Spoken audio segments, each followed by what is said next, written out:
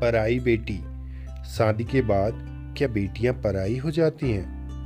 वो आज भी रोज शाम को मेरे स्टॉप पर जाते हैं और मेरा वेट करते हैं, जहां से मैं और वो रोज शाम को एक साथ घर जाते थे। मेरी शादी अनुपम के साथ बंगाली रीति रिवाज से हुई थी और मुझे ससुराल वालों ने मेरा मान रखते हुए मुझे अपनी पसंद की ड्रेस पहनने की इजाज़त दी और मैं बहुत खुश थी ये सोचकर कि मेरे खास दिन पर मुझे अपने मन की करने का मौका मिला।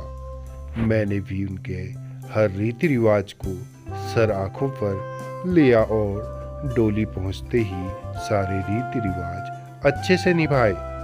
एक दिन मैं अपने मायके गई हुई थी तो देखा कि पापा दिन ब दिन कमज़ोर होते जा रहे हैं और कुछ सोच में डूबे रहते हैं। तो मैंने माँ से पूछा और माँ ने कहा, पता नहीं, जब से तेरी शादी हुई है कुछ खोए खोए से रहते हैं। शायद बहुत मुश्किल होता होगा अपने दिल के एक टुकड़े को एक ऐसे हाथों में सौंप देना जिनको वो अभी अच्छे से जानते भी नहीं थे।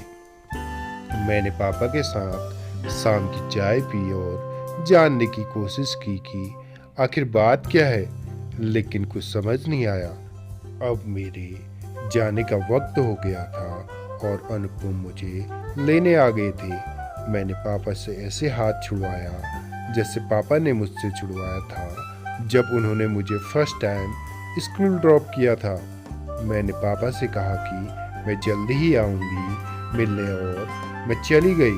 कुछ दिन बाद मेरे चाचा का मेरे हाल चाल लेने के लिए फ़ोन आया तो उन्होंने मुझे बताया कि मेरे पापा अभी तक ये एक्सेप्ट ही नहीं कर पाए हैं कि मैं अब पराई हो गई हूँ और उनके साथ नहीं रहती।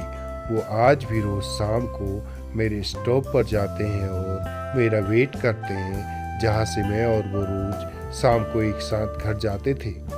जब मेरी बस मुझे वहाँ उतारती थी, ये सुनते ही मुझे समझ आ गया कि वो ऐसा क्यों हो गए हैं। मैं अपने आंखों से आंसू पोंछती हुई बालकनी में जाकर बारिश को देखने लगी और सोचने लगी कि भले ही बेटों को कह दिया जाए कि बहू के आने के बाद तुम पराए हो गए हो, लेकिन कड़वा सच ये है कि बेटी का तो शादी के बाद हकदार ही बदल जाता है और उस बाप के पास रह जाती है बस यादें, कुछ खट्टी कुछ मीठी सी। Thank you for watching. अगर आपको कहानी पसंद आए तो प्लीज़ सब्सक्राइब, लाइक, शेयर ज़रूर कीजिएगा।